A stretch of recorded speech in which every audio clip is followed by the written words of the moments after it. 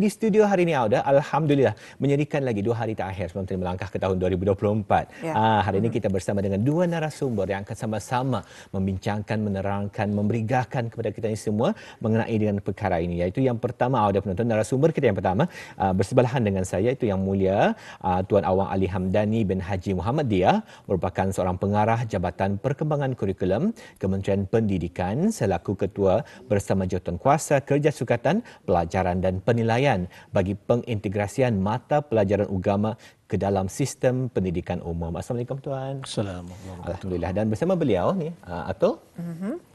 Dan bersama iaitu Yang Mulia Ustaz Haji Ayub bin Haji Gani, itu daripada Jabatan Pengajian Islam Kementerian Awal Agama selaku Ketua Bersama Jawatankuasa Kerja Sukatan Pelajaran dan Penilaian bagi pengintegrasian mata pelajaran agama ke dalam sistem pendidikan umum. Assalamualaikum. Assalamualaikum. Assalamualaikum warahmatullahi wabarakatuh. Jadi apa kabarnya kedua-duanya hari ini? Alhamdulillah. Alhamdulillah. Sihat. Jadi kami di Rampai Pagi ucapkan ribuan terima kasih kepada kedua-dua tuan kerana sudi datang menyerikan lagi Rampai Pagi dan menerangkan lagi kepada kita ni. Rasanya ramai perlindungan tambahan lagi. Ini sudah menyeram hampir tadi menutup tahun 2023 dan akan memulakan sesi persekolahan 2024. Mungkin ada yang lebih, ada yang mungkin masih tertanya-tanya dan sebagainya. Jadi inilah rasanya peluang untuk tadi gunakan untuk menerangkan lagi mengenai dengan perkara ini. Baiklah, soalan pertama rasanya ingin diajukan kepada Yang Mulia Ustaz. Kalau ditanyakan pada Yang Mulia Ustaz, sebagaimana yang telah dimaklumkan bahawa mata-mata pelajaran agama yang diintegrasikan ke dalam pendidikan umum dinamakan sebagai mata pelajaran pendidikan Islamnya. Jadi soalannya yang kalau boleh tanyakan, bolehkah Ustaz mungkin diterangkan kepada penonton Rampai Pagi dengan lebih lanjut lagi, dengan lebih jelas, apakah perbezaan mata pelajaran pendidikan Islam yang diperkenalkan dalam sistem pendidikan umum atau sekolah-sekolah rendah dan mata pelajaran agama yang sedia ada? Silakan Tuan. Okay. Bismillahirrahmanirrahim. Assalamualaikum warahmatullahi taala wabarakatuh. Alhamdulillah. Terlebih dahulu selaku Ketua Bersama Jawatankuasa Kerja Sukatan Pelajaran dan Penilaian bagi pengintegrasian mata pelajaran agama ke dalam sistem pendidikan Islam, mengucapkan penghargaan dan terima kasih kepada pihak Radio dan Televisyen Brunei, khususnya rancangan Rampai Pagi, untuk menyampaikan maklumat dan penerangan berkenaan pengemeskinian kurikulum bagi pengintegrasian mata pelajaran agama ke dalam sistem pendidikan umum. Alhamdulillah, mata pelajaran agama yang akan diintegrasikan ke dalam sistem pendidikan umum ataupun sekolah-sekolah rendah akan dinamakan sebagai mata pelajaran pendidikan Islam. Kandungan mata pelajaran pendidikan Islam ini merangkumi 7 komponen, iaitu pertama Al-Quran, kedua amali, ketiga tauhid, yang keempat ibadat, kelima akhlak, dan keenam sejarah Islam, dan 7 pelajaran jawi. Alhamdulillah, pihak Kementerian Ahlul Agama dan Kementerian Pendidikan telah selesai mengemaskini kurikulum pendidikan Islam. Pada dasarnya, kurikulum-kurikulum berkenaan mempunyai pengetahuan, kefahaman dan kemahiran yang sama. Adapun perbezaannya adalah dari segi pendekatan untuk mereka bentuk dan menyampaikan kurikulum dari perspektif kedalaman atau keluasan kurikulum itu sendiri. Kaitan ini, pihak Jawatankuasa Kerja Sukatan Pelajaran dan Penilaian telah menyediakan kurikulum yang seimbang antara kedalaman dan keluasan bagi memastikan pelajar memperolehi pemahaman mendalam tentang mata pelajaran tertentu dan penghayatan yang luas terhadap berbagai bidang ilmu. Okey. Jadi di sini adakah kurikulum ataupun sukatan pelajaran mata pelajaran pendidikan Islam ini berkesinambungan dengan kurikulum sekolah agama darjah 4 hingga darjah 6, dan kita dipahami bahawa para pelajar yang terlibat dalam pengintegrasian ini iaitu pelajar tahun 2 hingga tahun 5 di sekolah-sekolah rendah. Jadi tidak lagi mengambil mata pelajaran asas pengetahuan agama Islam iaitu APUI, tetapi diintegrasikan dengan mata pelajaran agama iaitu pendidikan Islam. Jadi mungkin Tuan boleh menerangkan dengan lebih lanjut lagi mengenai dengan perkara ini. Okay, terima kasih. Alhamdulillah, penyediaan kurikulum sukatan pelajaran mata pelajaran agama ini dihasratkan untuk berkesinambungan di setiap peringkat, bermula daripada peringkat rendah agama berintegrasi diikuti dengan peringkat sekolah agama dan peringkat menengah. Penganalisaan, penyemakan,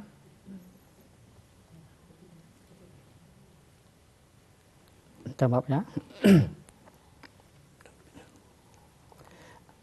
Penganalisaan, penyemakan dan penyelarasan kurikulum beberapa mata pelajaran agama, asas pengetahuan agama Islam yakni APOI, dan mata pelajaran melalui Semberaja ataupun IMIB telah dilaksanakan bagi melihat keseimbangan di setiap peringkat. Kurikulum yakni sukatan pelajaran sekolah agama dari peringkat pra hingga darjah 6 sebelumnya telah pun dikemaskini dan diajarkan mengikut kesesuaian peringkat pendidikan dan juga perkembangan umur pada pelajar. Proses pengemaskinian kurikulum pendidikan Islam dengan penyediaan senarai tajuk yang dikemaskini beserta dengan bahan kurikulum yang sedia ada dengan mengambil kira juga kesinambungan dengan kurikulum sekolah agama darjah 4 hingga darjah 6 yang telah dikemaskini sebelumnya juga akan dilaratkan ke peringkat seterusnya dan akan dikemaskini dari masa ke semasa. Alhamdulillah di atas penerangannya. Mungkin kalau boleh tanyakan soalan berikutnya kepada Tuan Ali Hamdani. Rasanya ramai yang menyaksikan Rampai Pagi hari ini tertanya-tanya ni soalan yang rasanya cukup penting untuk tadi sama-sama berigakan dan terangkan kepada terutamanya perlindungan yang anak-anak masih berada di bangku persekolahan. Mungkin ada yang bertanya ni Tuan, adakah mata pelajaran pendidikan Islam ini mesti dan lulus terutamanya dalam peperiksaan akhir tahun? Adakah ia merupakan salah satu syarat ni Tuan untuk tani orang untuk membolehkan kenaikan kelas dan sebagainya? Mungkin boleh diterangkan. Bismillahirrahmanirrahim. Alhamdulillah. Terima kasih Tuan Dini. Dengan pengintegrasian mata pelajaran pendidikan Islam ke dalam sistem pendidikan umum, maka syarat kenaikan kelas adalah berpandukan kepada ketetapan yang ada dalam sistem pendidikan negara abad ke-21 iaitu SPN 21. Seperti mana yang telah diterangkan dan dinyatakan oleh Ustaz Tajayub sebentar tadi, kandungan mata pelajaran pendidikan Islam ini merangkumi 7 komponen seperti tadi itu.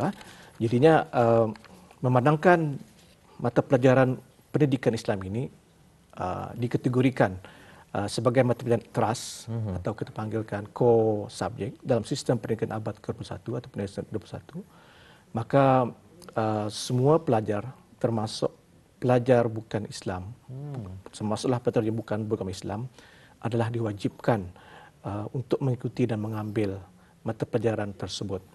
Walau bagaimanapun, pelajar-pelajar yang bukan beragama Islam ini adalah dibolehkan untuk tidak mengikuti komponen-komponen seperti Al-Quran, amali, tauhid dan ibadat, iaitu pembelajaran yang khusus untuk pelajar beragama Islam.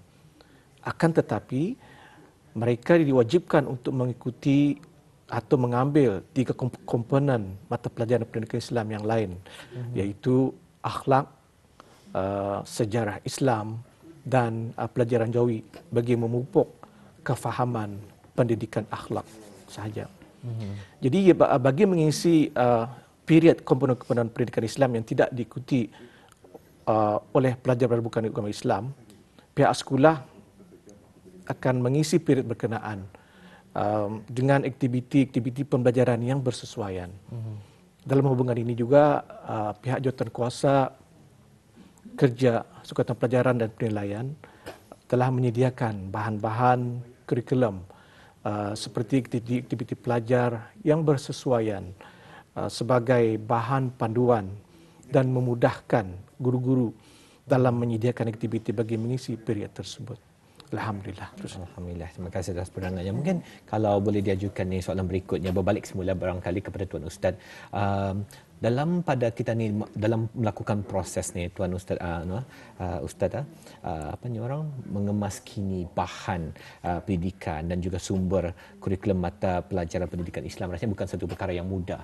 rasanya pun kalau dari pihak tuan sendiri ramai rasanya komiti-komiti yang ikut serta dalam padatnya orang memberi buah fikiran dan juga menyumbangkan tenaga ke arah mencipta satu kurikulum yang bertepatan dan juga bersesuaian mencapai misi dan visi dan sebagainya. Jadi kalau boleh diterangkan, mungkin ada faktor-faktor yang boleh kira barangkali tuan dalam pada dan memastikan ianya berjalan dengan lancar, tuan. Baik, terima kasih. Alhamdulillah. Adapun faktor-faktor yang diambil kira dalam pengemaskinyan kurikulum pendidikan Islam ialah dengan mengambil kira penyelarasan daripada kurikulum asas pengetahuan agama Islam, yakni APOI, mata pelajaran Melayu Islam Beraja ataupun IMIB, dan mata pelajaran agama, yakni di sekolah-sekolah khas, sekolah agama. Bagi memastikan isi kandungan mata pelajaran tersebut diajar mengikut kesesuaian peringkat pendidikan, kognitif dan perkembangan umur para pelajar.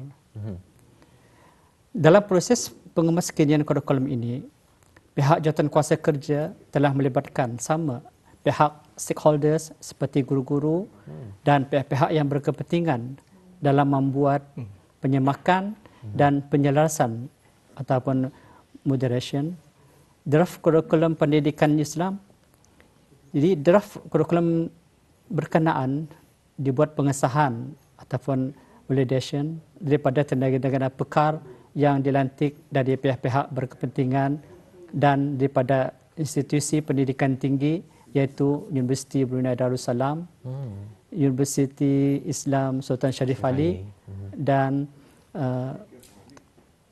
Kolej Universiti Perguruan Agama Seri Begawan.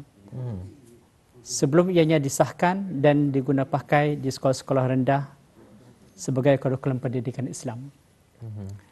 Di samping itu, dalam menyediakan kurikulum ini, falsafah Melayu Islam Beraja menjadi acuan utama. Agama Islam sifatnya adalah sempurna dan peranan utama ialah mengatur sistem kehidupan dan penghidup di dalam semua aspek semada sebagai individu ataupun masyarakat di dalam berbagai hubungan. Antaranya hubungan manusia dengan Allah, manusia dengan manusia, dan manusia dengan alam sekeliling. Ini menunjukkan bahawa segala aspek yang diterapkan adalah sentiasa tertakluk kepada hukum dan etika Islam.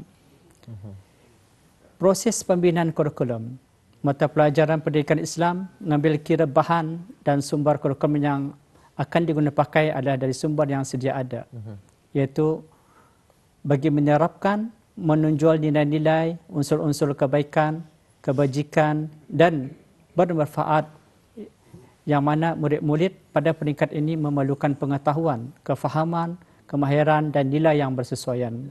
Ini termasuklah penggunaan bahan sumber kurikulum secara digital dalam membantu pengajaran dan pembelajaran supaya lebih efisien dan efektif.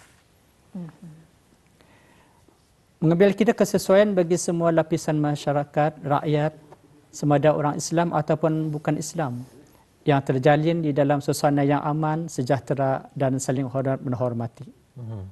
Tinjauan berterusan difokuskan kepada pelaksanaan hal ehwal pengajaran dan pembelajaran di sekolah termasuk pembinaan dan pelaksanaan kurikulum, pembahagian waktu atau period pembelajaran dan pengajaran, yakni penjadualan termasuk waktu rehat, waktu sembahyang dan waktu balik, serta meninjau prasarana yang disediakan bagi pelaksanaan sekolah berintegrasi ini.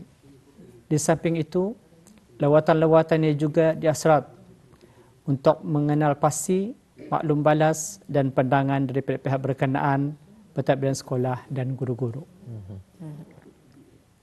Alhamdulillah. Jadi banyak sebenarnya proses yang telah pun dilakukan, banyak stakeholders dan pihak yang berkepentingan sebenarnya ikut terlibat sama dalam memastikan kurikulum dan juga perancangan ini dapat diatur, yang rancangkan dapat dijalankan dengan sebaiknya ni Atul. Tepat sekali. Jadi kita juga ingin mengetahui ni apakah jenis penilaian dan peperiksaan bagi mata pelajaran pendidikan Islam setelah perintegrasian ini, dan juga memandangkan perisian mata pelajaran pendidikan Islam yang sedang dikemas kini, bagaimana pula dengan pelaksanaan sistem penilaian yang akan digunakan. Silakan. Terima kasih. Alhamdulillah, kaedah penilaian dan peperiksaan bagi mata pelajaran pendidikan Islam ini adalah seperti mana juga pelaksanaan penilaian dan peperiksaan mata-mata pelajaran umum di sekolah-sekolah rendah serta dikendalikan sendiri oleh pihak sekolah. Dalam hal ini, kaedah penilaian adalah berasaskan formatif dan summatif, seperti penyediaan kertas soalan bagi summatif, terutamanya bagi persoalan akhir tahun, adalah di bawah kawalan sekolah masing-masing. We call it, sometimes kita dipanggil decentralized. Jadi semua komponen adalah dalam pendidikan Islam ini digabungkan dalam dua penilaian berkenaan, formatif dan summatif.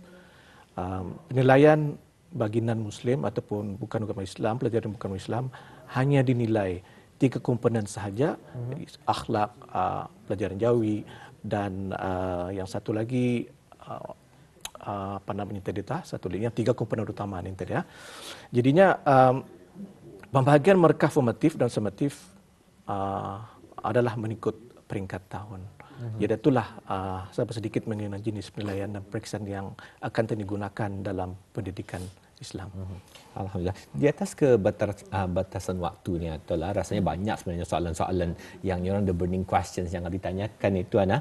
Tapi apakah daya, tadi pun hampir ke penghujung sesi wawancara. Tapi untuk menutup, barangkali boleh tanyakan kepada Tuan dan seterusnya nanti kepada Ustaz. Mungkin boleh dikongsikan nasihat ataupun saranan barangkali kepada yang menyaksikan, terutamanya kepada pelajar kita ni, kepada ibu bapa dan juga guru-guru yang terlibat dalam perintegrasian ini. Silakan Tuan. Terima kasih.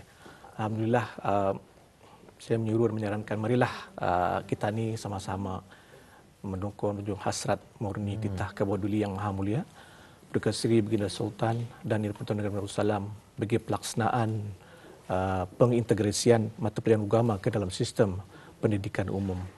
Dan dalam kesempatan ini juga pihak Kementerian Halal Agama dan Kementerian Pendidikan sangat-sangatlah berharap para guru, ibu bapa dan pelajar memberi sokongan yang padu terhadap pengintegrasian ini.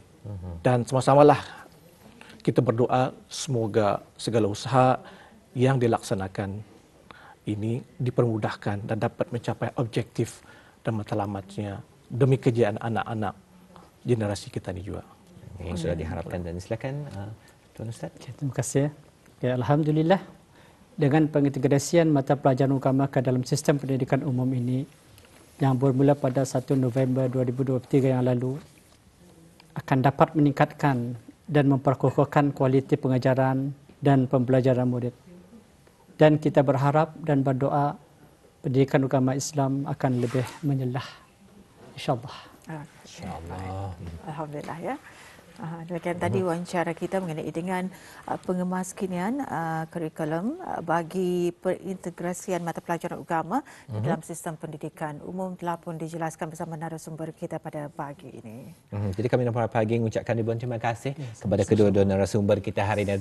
Ada penonton telah pun memberikan, menerangkan kepada bis kita semua. Kami mengharapkan agar teranglah sedikit segala persoalan-persoalan telah pun terjawab, insya-Allah. Baiklah, terima kasih ucapkan kepada kedua-duanya, iaitu Tuan Yang Mulia Tuan Awang Ali Hamdani bin Haji Muhammad Diah, merupakan seorang pengarah Jabatan Perkembangan Kurikulum Kementerian Pendidikan selaku Ketua Bersama Jawatan Kuasa Kerja Sukatan Pelajaran dan Penilaian bagi Perintegrasian Mata Pelajaran Agama ke dalam Sistem Pendidikan Umum, dan juga Yang Mulia Ustaz Haji Ayub bin Haji Gani, Jabatan Pengajian Islam Kementerian Hal Ehwal Agama selaku Ketua Bersama Jawatan Kuasa Kerja Sukatan Pelajaran dan Penilaian bagi Perintegrasian Mata Pelajaran Agama ke dalam Sistem Pendidikan Umum. Terima kasih kami ucapkan kepada kedua-duanya. Terima kasih.